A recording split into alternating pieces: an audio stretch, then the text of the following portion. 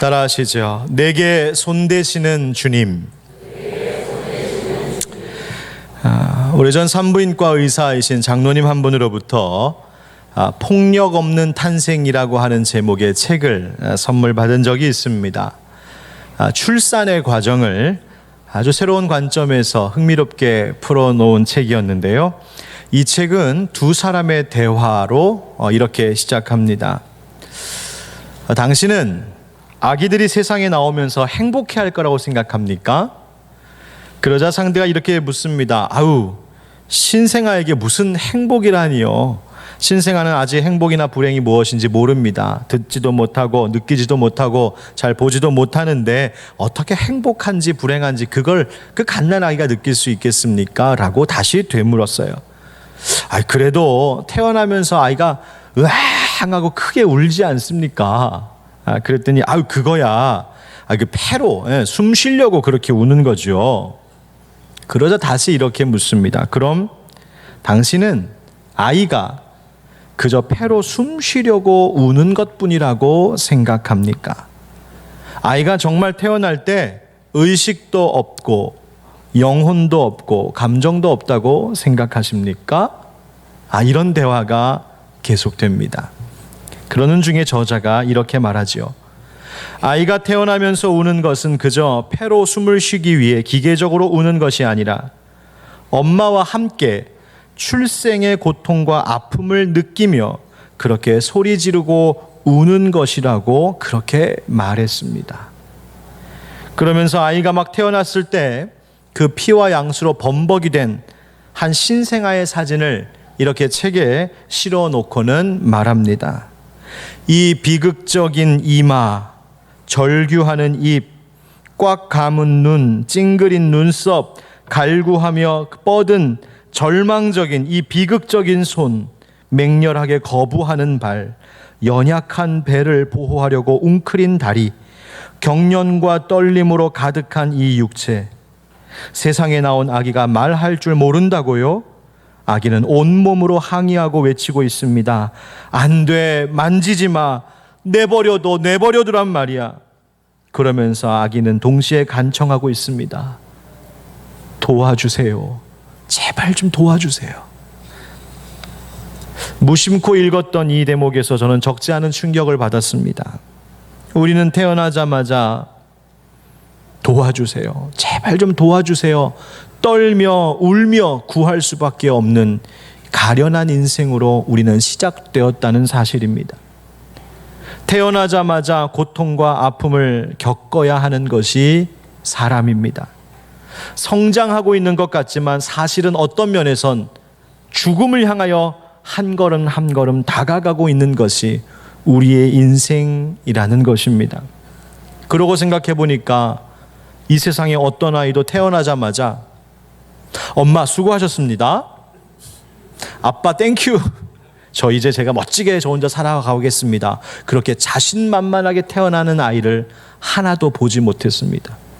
저도 제 셋째를 낳을 때 저희 사모는 세 번 다 제왕절개에서 낳았거든요. 근데 셋째 아이를 낳을 때 그 원장 선생님이 배려해 주셔서 제가 수술을 하는데 참관할 수 있었습니다. 저는 태어나면서 우리 아이가 혹시 나를 알아볼까 싶었습니다. 천만에요. 자기 좀 살려달라고 으앙 우는 소리, 덜덜덜덜 떠는 그 모습이 저는 아직도 눈에 선합니다. 인간은 태어날 때부터 약한 존재로 시작됩니다. 특별히 인간은 죽음이라고 하는 문제 앞에 나이가 많으신 노인도, 한참 건강한 젊은이도, 갓 태어난 신생아도, 돈이 많은 부자도, 많이 배운 식자도, 어느 누구도 죽음 앞에서는 약할 수밖에 없는 것이 바로 인간이라고 하는 존재입니다. 그래서 인류의 수많은 철학자들이 바로 이 죽음이라고 하는 주제에 대해서 논했지요. 그들의 이론이라고 하는 것은 왜 인간에게 죽음이 시작되었을까? 어떤 의미인가? 죽음을 인정한다는 것이 무엇인가? 혹은 죽음에 대하여 우리가 죽음을 직시하고 죽음을 잘 생각하면 오히려 삶이 더 가치 있고 의미 있을 수 있다. 이런 이야기들입니다. 그런데 그 많은 철학자들, 그 많은 지혜자들 가운데도 죽음 그 자체를 극복할 수 있는 길에 대해서는 누구도 확신 있게 말할 수 없었습니다. 여러분은 죽음에 대하여서 어떻게 생각하십니까? 여러분, 우리에게도 지금 죽음은 점점 다가오고 있는데 그 죽음에 대해서 어떻게 대응하려고 하십니까? 오늘 함께 읽은 누가복음 본문의 말씀의 배경이 되는 곳은 나인이라고 하는 성입니다. 지금도 이름이 네인이라고 불리면서 현존하고 있는 작은 마을인데요. 오늘에 이르러서는 비교적 그 생활이 넉넉한 아랍인들의 마을로 형성된 곳이라고 합니다. 이곳에는 1880년에 바로 오늘 본문의 이야기인 예수님께서 나인성 과부의 아들을 살리신 것을 기념한 나인성 교회라는 것도 세워졌습니다. 그만큼 오늘 함께 읽은 본문 속에 나오는 이 사건은 이 지역, 이 마을에서 너무나 유명하고 너무나 중요한 사건이었습니다. 이 나인이라고 하는 이 성읍의 이름의 뜻이 무엇인가 보았더니 그 이름의 뜻은 아름다움이다, 즐거움이다, 또 사랑스러움이다 라고 하는 이름의 뜻을 가졌습니다. 그 지역의 풍광이 아름다워서 그렇게 지었는지, 아니면 사람들이 우리가 그런 삶이 되었으면 좋겠다라고 하는 그 소망 때문에 그 이름이 그렇게 지어졌는지는 알 수 없지만 참으로 아름다운 좋은 뜻을 담고 있는 나인성이라고 하는 곳입니다. 그런데 그 아름다운 마을, 즐거움, 사랑스러움이라고 하는 그 이름과는 너무나 상반된 슬픔의 행렬이 그 나인 성문에서 나오고 있었습니다. 우리 12절 말씀을 우리 한번 다시 읽어볼까요? 시작. 성문에 가까이 이르실 때에 사람들이 한 죽은 자를 메고 나오니 이는 한 어머니의 독자요 그의 어머니는 과부라. 그 성에 많은 사람도 그와 함께 나오거늘. 바로 다름 아닌 장례 행렬입니다. 한 젊은 청년이 죽었어요. 질병 때문에 죽었는지 사고 때문에 죽었는지 알 수는 없지만 이 장례 행렬은 다른 행렬보다도 특별히 더 슬펐습니다. 왜냐하면 과부의 하나뿐인 한 아들이 죽었기 때문이었습니다. 일반적으로 유대인들은 우리나라의 3일장과는 달리 죽으면 바로 그 당일로 장례를 치르곤 했습니다. 또 묘지는 사람들이 사는 성 밖에 있어서 지금 과부는 아들이 죽자마자 그 슬픔을 어떻게 추스를 겨를도 없이 이 아들의 시신을 가지고 나인성 밖으로 지금 장례를 치러 나가고 있는 중이었습니다. 나인이라고 하는 그 이름처럼 아름답고 즐거운 이야기만 있어도 모자랄 이 마을, 그리고 이 과부의 삶이었는데 그 나인이라는 이름과는 전혀 걸맞지 않은 가슴 아프고 처절한 슬픔의 행렬이 지금 나인성으로부터 나오고 있던 중이었습니다. 우리의 삶이 그런 것 같아요. 인생이 늘 아름답고 매일 즐겁고 싶지만 그 소원처럼 인생이 언제나 즐거운 이야기만 있는 것은 아닌 듯 싶습니다. 늘 우리의 인생이 축제의 행렬과 같이 그렇게 신이 나고 행복했으면 좋겠지만 때로는 우리의 인생 가운데 이 장례 행렬과 같이 슬픔의 행렬이 이어질 때도 있습니다. 멋지게 서 있는 웅장한 성처럼 직장, 물질, 자녀, 가정, 건강, 인생의 모든 조건들을 다 갖추고 있는 것 같이 보이는 그 어떤 분도 조금만 깊이 들어가 보면 저마다 가슴 아리하고 있는 인생의 이야기들이 있고 벗어버리지 못하는 깊은 상처가 있고 감당하기 어려운 무거운 짐들을 끌어안은 채 살아가고 있는 그런 인생이 많은 것, 바로 그것이 우리들의 모습입니다. 겉모습은 기쁨의 노래를 부르고 있는 것 같은데 그 속은 장례 행렬처럼 슬픔의 통곡 소리만 가득한 것, 그런 인생을 사는 사람들이 오늘날 너무나도 많습니다. 여러분, 유명한 코미디언 찰리 채플린 아시지요? 그 찰리 채플린이 유명한 이런 말 남기지 않았습니까? 인생은 가까이에서 보면 비극이지만 멀리서 보면 희극입니다. 물론 이 말은 우리가 인생의 슬픔에만 집착하거나 주목하지 말고 좀 더 멀리 바라보면서 희망 가지고 살자, 이런 뜻으로 한 이야기입니다. 그런데 이 말을 거꾸로 뒤집어 생각해 보면 누군가의 삶이 아무리 아름다워 보이는 것 같아도, 멀리서 볼 때는 완벽해 보이는 것 같아도 조금만 가까이 들어가면 사실 저마다 각자가 가지고 있는 비극적인 인생의 이야기를 끌어안고 사는 것이 우리네의 모습이라는 것을 역설적으로 보여주고 있는 말이기도 합니다. 인생이 아무리 완벽하고 아름다워 보여도 우리는 장례 행렬을 결코 피할 수가 없습니다. 여러분, 장례식 가면 향을 피우고 국화꽃을 놓지요. 그게 왜 시작됐습니까? 썩어가는 시신의 냄새를 덮어버리기 위함이지요. 사람들은 인생의 슬픔과 아픔을 그렇게 덮어버리고 외면하고 싶어서 오히려 세상에 더 많은 쾌락을 쫓아가고 더 많은 부를 취하려고 하고 더 높아지려고 하고 더 많은 힘을 가지려고 집착합니다. 누군가는 이런 말도 했어요. 출생과 죽음은 피할 수 없으니까 그 사이를 즐겨야 된다. 정말 그것이 최선일까요? 이 세상의 즐거움으로 나를 채우면 내 인생에 어둡고 냄새나는 그 장래 행렬과 같은 인생의 문제들을 정말 덮어버릴 수 있을까요? 여러분, 그것이 해결책이 되겠습니까? 아니죠. 그렇게 하는 것은 마치 내가 화려한 옷을 입고 죽음의 늪으로 뛰어드는 것과 같이 똑같은 모습입니다. 아무 의미가 없는 것이죠.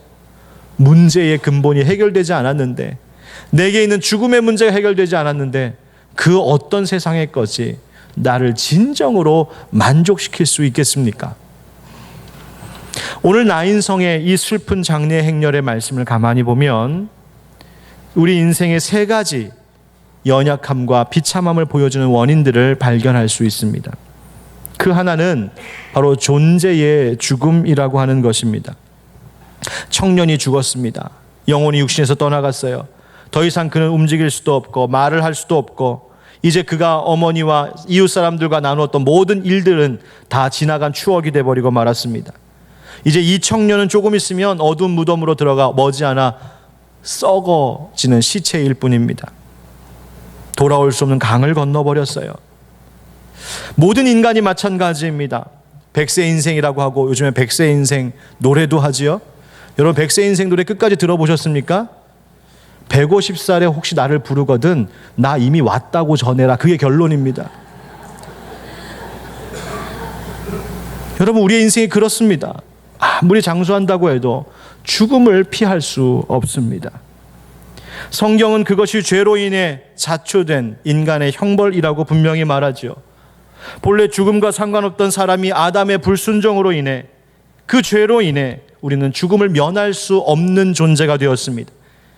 사도 바울은 로마서 5장 12절에 그래서 이렇게 말했습니다. 그러므로 한 사람으로 말미암아 죄가 세상에 들어오고 죄로 말미암아 사망이 들어왔나니 이와 같이 모든 사람이 죄를 지었으므로 사망이 모든 사람에게 이르렀느니라.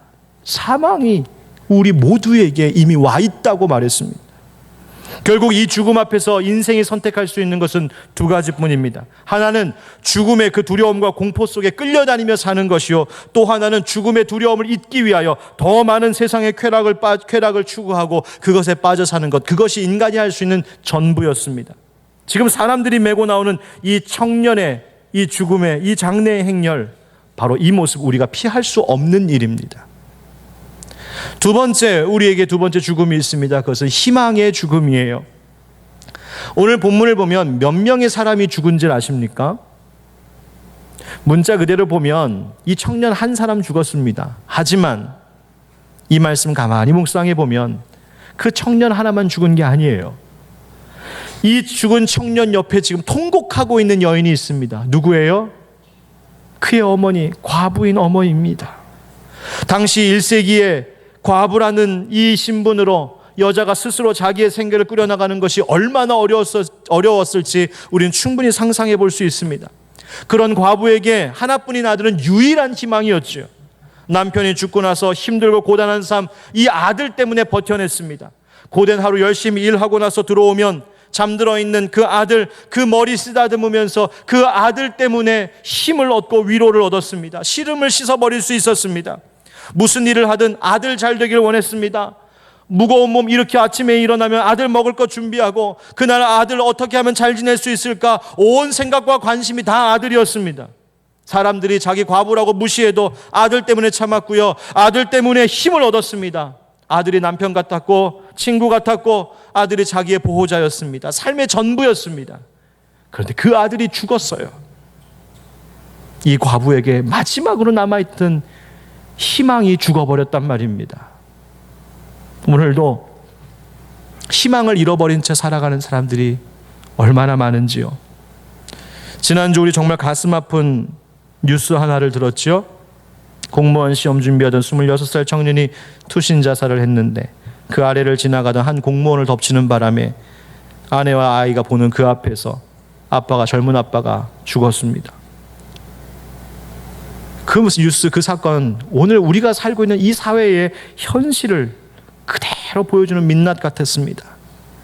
삶의 희망을 잃어버려 스스로 목숨을 끊는 사람, 또 언제 어떤 일을 당할지 모르는 불안함 속에 살아가는 바로 현대인들, 우리들의 모습입니다.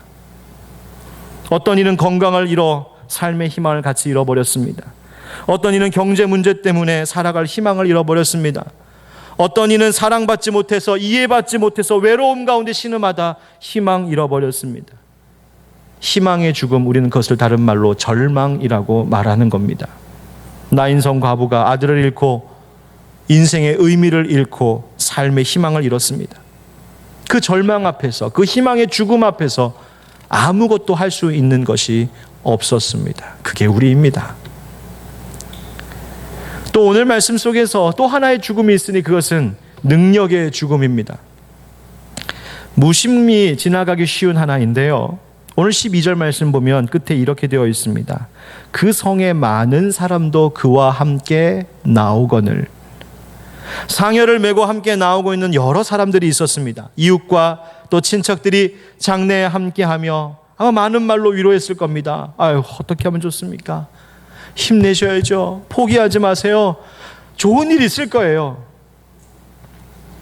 하지만 그 많은 사람 중에, 이 장례의 행렬 가운데 함께한 그 성의 많은 사람 중에 이 죽음의 행렬, 이 장례의 행렬을 멈출 수 있는 사람은 아무도 없었습니다.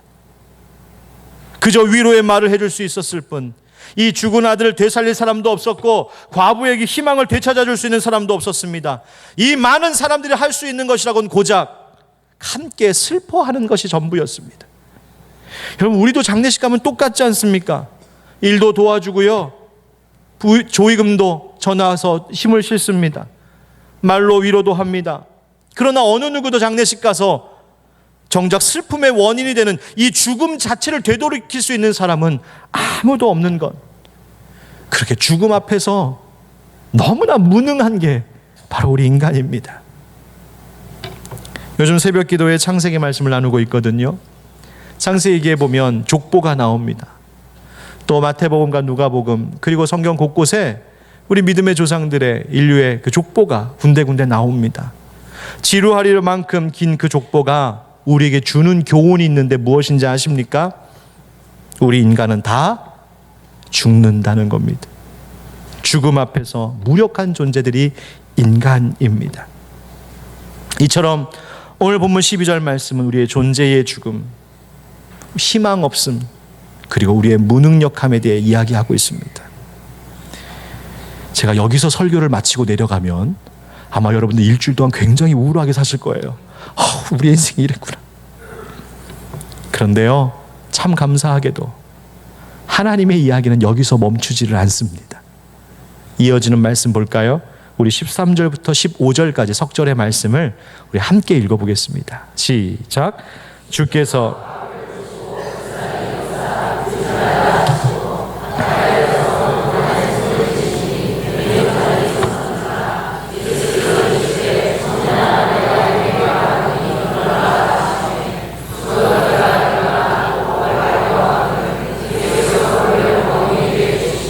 아멘. 오늘 본문에 대하여 어느 신학자는 이 장면을 이렇게 묘사했습니다. 한편은 죽은 자를 맨 상여를 중심하여 슬픔에 잠긴 그의 어머니와 그녀를 동정하는 많은 성민의 행렬이 성에서 나오고, 한편은 예수와 그의 제자의 행렬이 밖에서 성으로 들어가고 있었습니다.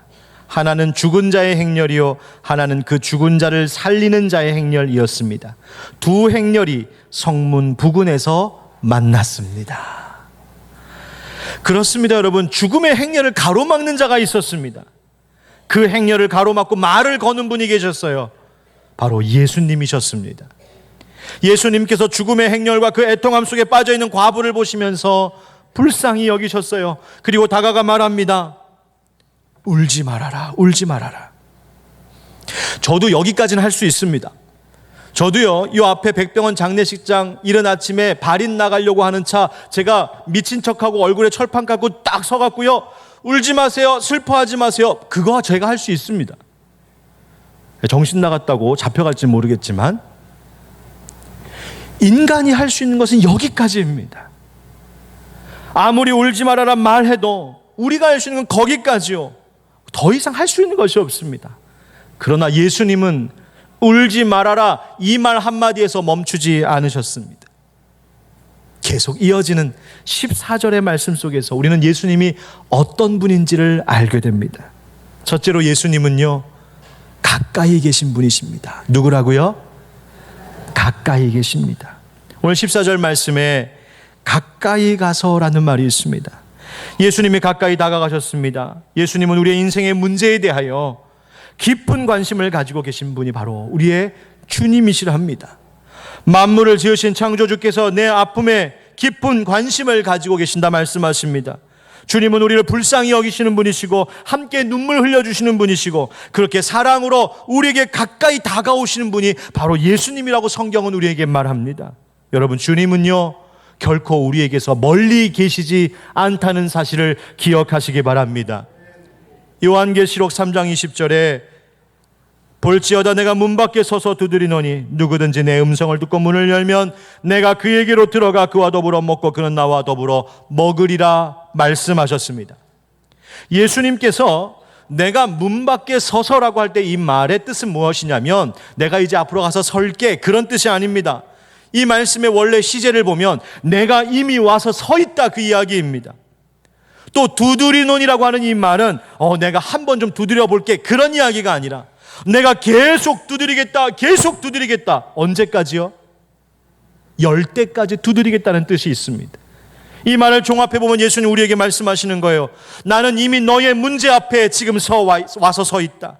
나는 이미 너의 고통 그 한복판에 이미 지금 함께하고 있다. 네가 지금 신음하고 아파하고 있는 그 문제에 대하여 나는 너와 지금 함께할 준비가 이미 되어 있다.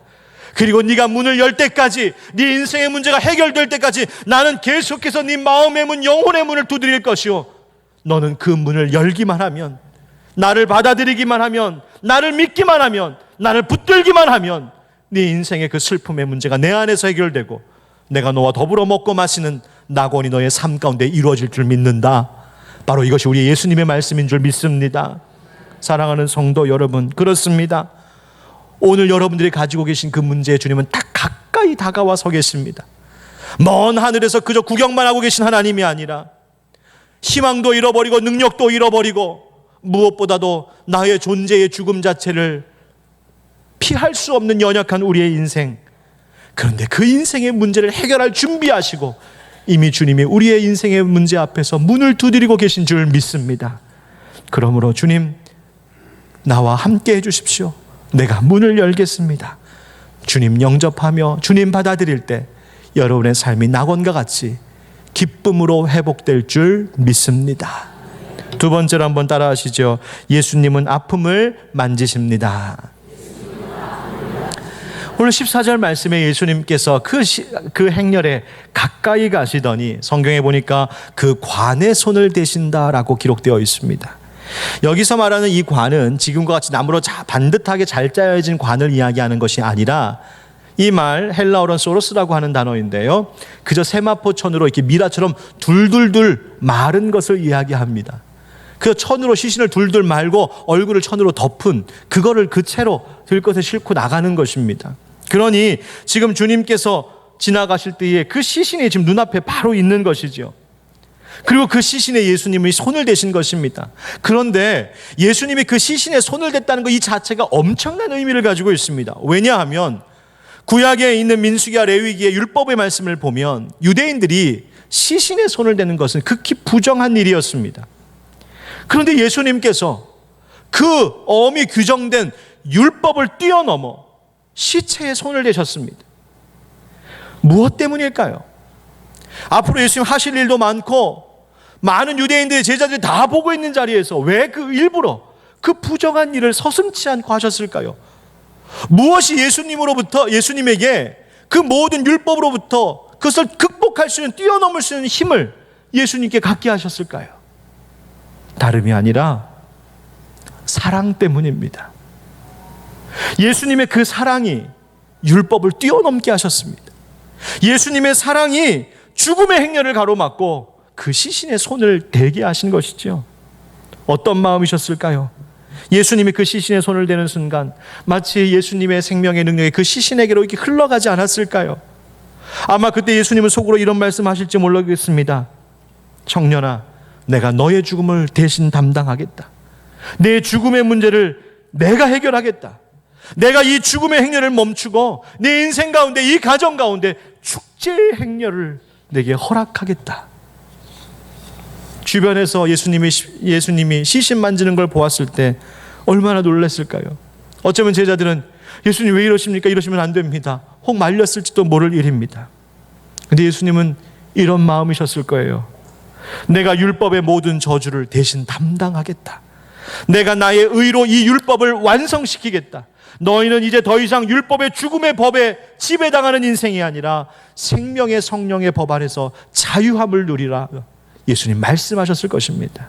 사랑하는 성도 여러분, 주님께서 오늘도 우리의 인생의 문제 가운데 가까이 다가오셔서 우리를 만져주시는 줄 믿습니다.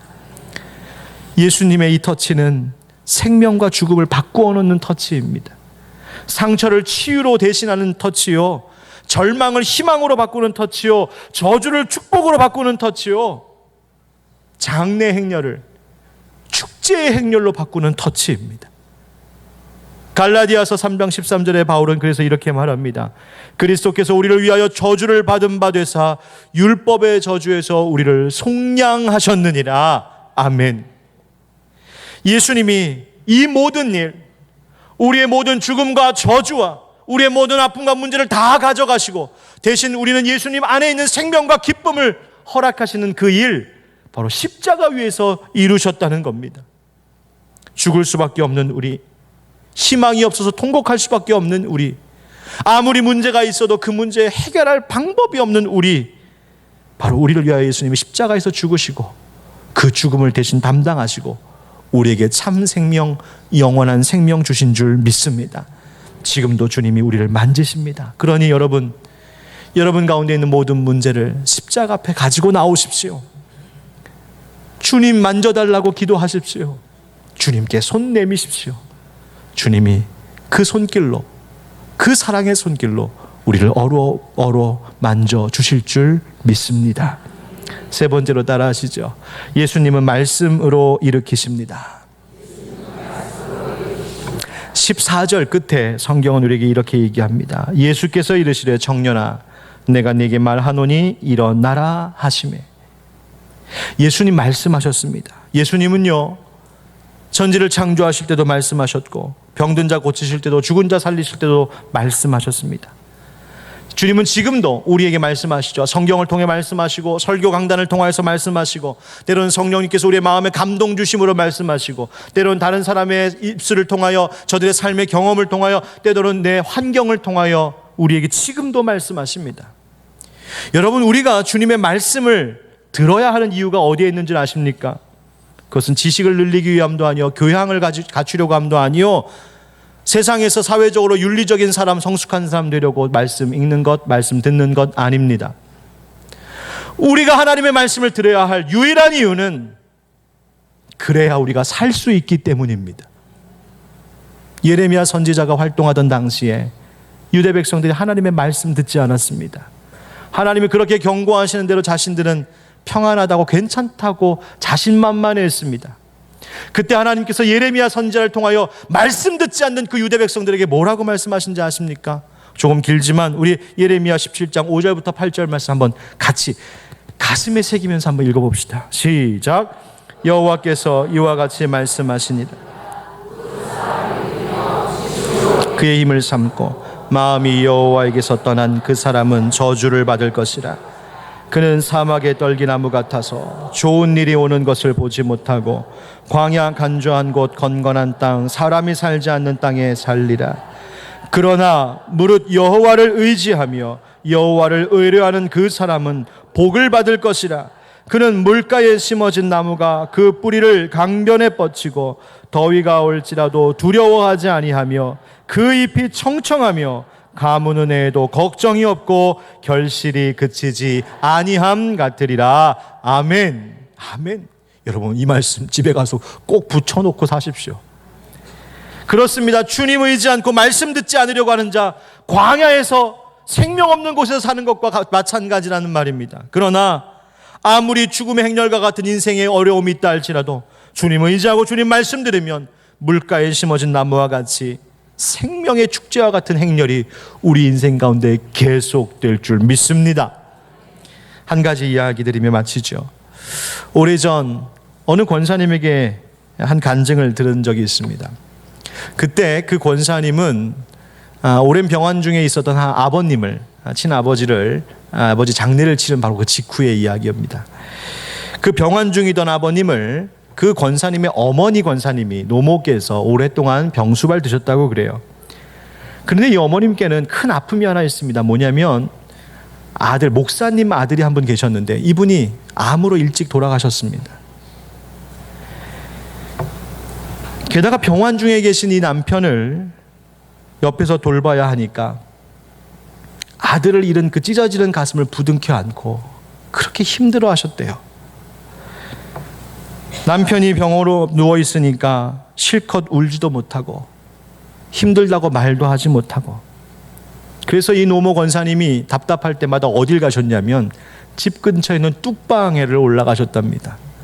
그래서 거기 올라가서 아무도 보지 않고 아무도 듣지 않는 거기서 힘들고 아플 때마다 그렇게 펑펑 우셨다고 그렇게 이야기를 들려주시는 거예요.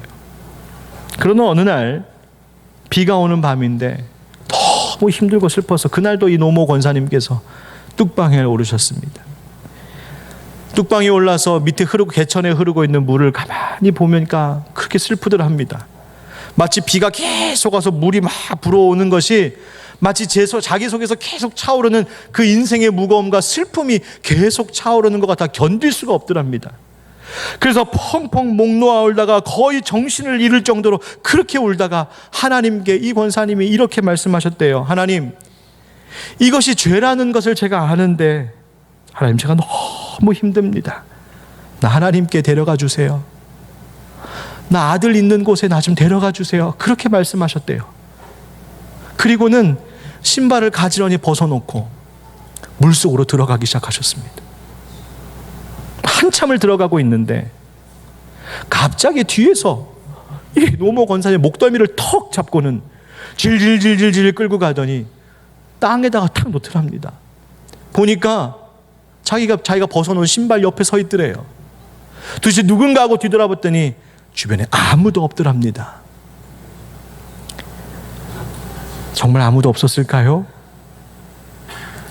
이 이야기를 겪으신 그 노모 권사님도, 이 이야기 들려주신 그 권사님도, 듣고 있던 저도 확실히 느꼈습니다. 거기에 주님이 계셨다. 주님의 손이 그분을 만지셨다. 주님의 손이 그분을 만지시고 그분을 이끄시고 살 수 있는 땅으로 옮기셨다. 그 경험을 하시고 나서 이 권사님이 힘을 내어 다시 살아가기 시작하셨다고 고백하는 것을 들었습니다. 사랑하는 형제 자매 여러분, 여러분 삶 속에 어떤 죽음의 행렬이 있습니까? 아름답고 안전하고 화려한 것 같지만 혹 그 속에 슬픔으로 통곡하고 있는 일이 있지는 않으십니까? 오늘 여러분의 그 문제 가운데 예수님이 가까이 다가가십니다. 못지와 흥난 손으로 여러분을 만지십니다. 그리고 능력 주실 줄 믿습니다. 그러므로 예수님 더욱 의지하십시오. 주님께서 우리와 함께 하심을 믿습니다. 기도하겠습니다.